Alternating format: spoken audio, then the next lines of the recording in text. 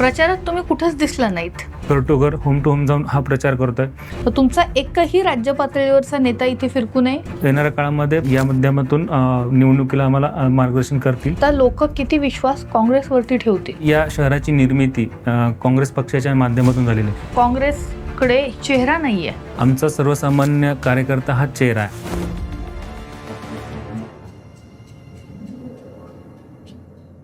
निवडणुकीच्या प्रचाराच्या तोफा आज थंडावतील. पिंपरी चिंचवड महानगरपालिकेमध्ये भाजप विरुद्ध राष्ट्रवादी असा सामना रंगलेला आहे. पण या सगळ्यामध्ये काँग्रेसनं तब्बल 45 उमेदवार मैदानात उतरवलेत. पण 45 उमेदवार मैदानात उतरवल्यानंतर सुद्धा काँग्रेस औषधालाही शहरात सापडत नाही अशी परिस्थिती आहे. कप्तानाविना नाव अशी काँग्रेसची अवस्था झालेली आहे. पण काँग्रेस मैदानात आहे.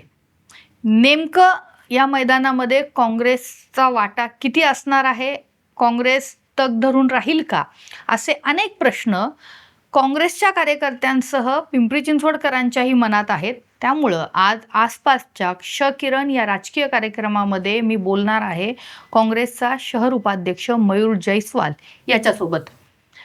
मयूर, काँग्रेसची अवस्था काय आहे हे इतरांनी कुणी सांगण्यापेक्षा तुम्ही जास्त सविस्तरपणे सांगू शकाल. अगदी ऐन वेळेला तुमचे अध्यक्ष जे आहेत कैलास कदम त्यांनी राजीनामा दिला.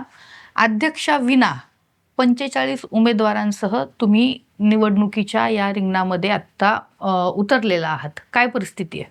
शहर काँग्रेसच्या वतीने अध्यक्ष जेव्हा होते त्यावेळेसपासून आम्ही काही लाईनअप केले होते, इंटरव्ह्यूचे मुलाखती घेतल्या आणि 70 उमेदवार त्यावेळेस होते. त्याच्यामधून छाननी करून आपण 45 उमेदवार आज रिंगणात आहेत. निश्चित आज शहराध्यक्षांनी राजीनामा दिला आहे, परंतु प्रदेश स्तरावरनं एक समन्वय समिती ज्याच्यामध्ये वरिष्ठ नेते आहेत आणि त्या वरिष्ठ नेत्यांच्या मार्गदर्शनाखाली या निवडणुकीचा पूर्ण कार्यक्रम आत्ता आम्ही घेतो आहे. त्याच्यामध्ये प्रदेशचे काही नेते आहेत, राष्ट्रीय स्तरावरचे नेते आहेत आणि स्थानिक ज्यांनी जिल्हा लेवलवर काम केलं असे सर्वच ब्लॉक स्तरावरचे आमचे सर्व सहकारी आहेत. आणि या माध्यमातून आम्ही सर्वांचं 45 उमेदवारांचं जे काही कॅम्पेन असेल किंवा जे काही जाहीरनामा असेल किंवा त्यांना जी काय मदत असेल त्या आम्ही राबवण्याचा प्रयत्न करत आहोत. प्रचारात तुम्ही कुठेच दिसला नाहीत. काँग्रेसचा प्रचाराचा पहिल्यापासूनच एक अजेंडा राहिलेला आहे की आम्ही जास्त गाजावाजा न करता एक सर्वसामान्य कार्यकर्ता जो निवडणूक लढतोय तो एक प्रत्येकाच्या घरी जाऊन त्याशी संवाद साधून आमचे काय मुद्दे आहेत, काँग्रेसचा काय विचार आहे, हा विचार मांडण्याचा प्रत्येक घर टू घर, होम टू होम जाऊन हा प्रचार करतो आहे. निश्चित आजच्या या काळामध्ये जो गाजावाजा किंवा मोठापणा लागतो तो काँग्रेस पक्षाचे कुठले पदाधिकारी कार्यकर्ते आम्ही करताना दिसत नसू, पण आम्ही घर टू घर, होम टू होम आणि जनतेचे मुद्दे घेऊन आम्ही लोकांशी संवाद साधून या निवडणुकीमध्ये मतदान आम्ही मागण्याचा प्रयत्न करत आहोत. तुमचा एकही राज्य पातळीवरचा नेता इथं प्रचाराला फिरकला नाही, एकही प्रचार सभा झालेली नाही 45 उमेदवार दिलेले असताना. त्याच्यामध्ये काय झालेलं आपण जाणतो की 29 महानगरपालिका निवडणुकीचा हा धामधूम सुरू आहे आणि प्रत्येक नेत्यांच्या प्रत्येक जिल्ह्यात प्रत्येकाला तिथे निवडणुकांमध्ये ते व्यस्त आहेत.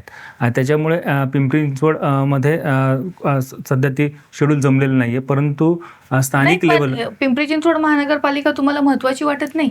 नाही, महत्त्वाची निश्चित आहे. अजित पवार स्वतः ठाण मांडून बसलेले आहेत. तो सगळा त्यांनी अगदी पुराव्यानिशी सगळे भ्रष्टाचाराचे जे आरोप आहेत ते सादर केले. भाजपचे सगळे नेते इथे CM पासून सगळेजण इथे ठाण मांडून बसलेत. काँग्रेस हा राष्ट्रीय पक्ष आहे. तुमचा एकही राज्य पातळीवरचा नेता इथे फिरकू नये? नाही, आमच्या ज्या नेते आहेत त्यांनी जो विरोध आहे तो विरोध त्यांच्या माध्यमातून, व्हिडिओच्या माध्यमातून त्यांनी त्या ठिकाणी केलेला आहे. परंतु या ठिकाणी आता सध्या मी जसं सांगितलं की सगळेच त्यांच्या महानगरपालिकेमध्ये व्यस्त असल्यामुळे त्यांना वेळ मिळालेला नाही आहे. परंतु स्थानिक लेवलला जे काय आम्ही विरोध करायचा तो विरोध करतोय. छोट्या छोट्या सभा, कॉर्नर सभा घेऊन किंवा एक जनतेमध्ये जाऊन जे काही भ्रष्टाचार आहे भारतीय जनता पक्षाचा तो सांगण्याचा प्रयत्न करतोय आणि हे मार्गदर्शन आम्हाला प्रदेशवरूनच करण्यात येत आहे. निश्चित येणाऱ्या काळामध्ये प्रदेशचे आता जे काय आहेत नेते आमचे ते या माध्यमातून निवडणुकीला आम्हाला मार्गदर्शन करतील. येणारा काळ म्हणजे 2 दिवस राहिलेत फक्त. म्हणजे आज संध्याकाळी प्रचार संपतोय.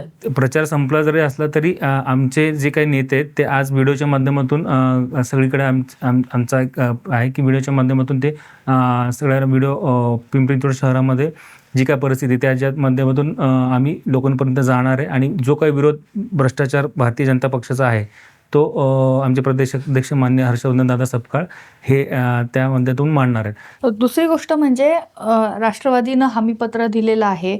भाजपनं काल एक संकल्पपत्र जाहीर केलं. काय काय करणार आहेत ती आश्वासनं त्यांनी त्याच्यामध्ये दिलेली आहेत. काँग्रेस काय मुद्दे घेऊन लोकांपुढे जात आहे, कुठली वचनं तुम्ही लोकांना देताय? पिंपरी चिंचवड नागरिकांच्या दैनंदिन समस्यामध्ये जे काही आम्ही नागरिकांशी संवाद साधला, गेल्या 1 महिन्यापासून आम्ही नागरिकांशी संवाद साधतोय आणि गेल्या 9 वर्षांमध्ये नागरिकांना ज्या समस्या आल्या त्या समस्याच्या माध्यमातून आम्ही एक वचननामा तयार केलेला आहे की दैनंदिन जीवनामध्ये पाणी हा फार महत्त्वाचा मुद्दा आहे, जो गेल्या राष्ट्रवादी काँग्रेस किंवा काँग्रेसचं जेव्हा या ठिकाणी सत्ता होती त्यावेळेस आपण दररोज पाणी द्यायचो किंवा 24 तास पाणी द्यायचो. ते आज दिवसाआड आलेले, काही दिवसानंतर ते 2 दिवसाआड जाण्याची परिस्थिती देखील निर्माण झालेली. आणि याच्यावर काय नियोजन करता येईल तर त्या सगळ्या नागरिकांचेही त्यामध्ये सजेशन आले की आपण नियोजन अशा पद्धतीने करू शकतो आणि मग तो पाणी दररोज कसं देता येईल. मग आम्ही प्रभागस्तरीय जलकुंभ तयार करू किंवा जे काही आता याच्यामध्ये नळाचं जे कनेक्शन घेताना कमी कनेक्शन घेऊन मग त्याच्यामध्ये खूप सारा त्याचा वापर होतो. मग तो कनेक्शन किती इंचीचा घ्यायचा, काय घ्यायचा, त्यानंतर महापालिका स्तरावर जी काय NOC बिल्डिंग परमिशनकडून दिली जाते ती देखील त्यामध्ये पण आपल्याकडं उपलब्ध स्थिती जी काही पाण्याची कॅपॅसिटी आहे त्यानुसार न देता ते परमिशन की दिलं जातं. तर ते आपण तपासून त्या भागातल्या नुसार दिलं गेलं पाहिजे. तर पाणी हा महत्त्वाचा प्रश्न आहे जो आपण रोज दिला गेला पाहिजे. आमचा तर प्रयत्न आहे 24/7 त्याच्यामध्ये पाण्याची बचत जास्त होते. दुसरं आहे रस्त्यावर जे ट्रॅफिक झालेलं आहे त्या ट्रॅफिक अर्बन स्ट्रीट डेव्हलपमेंटच्या या गोंडस नावाखाली आपण जो शहरभर ट्रॅफिक करून ठेवलेलं आहे त्याच्यावर काय निर्णय घेता येईल. मग मेट्रोसारखे जे आपले पार्किंग्स आहेत ते पार्किंग अद्ययावत करणे किंवा पार्किंग वाढवणे, त्या ठिकाणी ज्या मेट्रो लिंक PMPL मेट्रोला लिंक करून आपल्या जो PMPLचा विस्तार आहे तो जे विस्तारित गाव आपल्यामध्ये समाविष्ट झालं ते सगळीकडे करणे, जेणेकरून कुठले चरोली भागातला जो असेल तो देखील मेट्रोनी त्याला जायचं असेल त्याला ती लिंक करता येईल. अशा हे सगळे जे मुद्दे तुम्ही मांडताय त्यामध्ये आता लोक किती विश्वास काँग्रेसवरती ठेवतील? विश्वास नक्कीच ठेवतील, कारण की या शहराची निर्मिती काँग्रेस पक्षाच्या माध्यमातून झालेली आहे. म्हणजे औद्योगिकरण असेल, त्यानंतर पिंपरी चिंचवड महानगरपालिका स्थापनेपासून तर 2014पर्यंत महानगरपालिकेमध्ये आमचे काँग्रेस नगरसेवक होते आणि सत्तेमध्ये देखील होते. आणि तेव्हापासून आजपर्यंत जी काही डेव्हलपमेंट या शहराने बघितलेली आहे, या शहरातल्या नागरिकांनी बघितलेली आहे, त्याच्यावर विश्वास ठेवून येणाऱ्या काळामध्ये आमच्या जे उमेदवार आहेत त्यांना निश्चित चांगल्या पद्धतीचं मतदान या ठिकाणी नागरिक करतील असा आमचा विश्वास आहे. तुम्ही विश्वास व्यक्त करताय, पण ग्राउंड रिॲलिटी ज्या असतात त्या तपासत राहणं, त्याची पडताळणी करणं हे खूप जास्त गरजेचं असतं. मग अशा परिस्थितीमध्ये नेमकं काय वाटतं? ग्राउंड रिॲलिटी जर तुम्ही बघितली तर लोकांना दिसताना भारतीय जनता पक्ष असेल किंवा बाकीचे कुठे इतर पक्ष असतील ते मोठ्या मोठ्या मार्केटिंग जाहिराती करून ते दाखवतात निश्चित. पण ग्राउंड रिॲलिटी आम्ही ज्यावेळेस लोकांमध्ये जातो, लोक आज त्रस्त आहेत ह्या प्रशासनाला किंवा आम्हाला दैनंदिन जीवनात जो त्रास होतोय त्याला त्रस्त आहेत. आणि ह्याच्यातून आम्हाला एक चांगला एक ऑप्शन पाहिजे, एक पर्याय हवा आहे. आणि काँग्रेस पर्याय हा का? कारण की काँग्रेस पक्षाने इतिहास आहे की काँग्रेस पक्षाने या शहराला काय दिलेलं आहे तर आजपर्यंत जे आपण पाणी पितोय ते पवना धरण असेल किंवा इतर धरणं असतील हे काँग्रेस पक्षाने दिलेली आहे.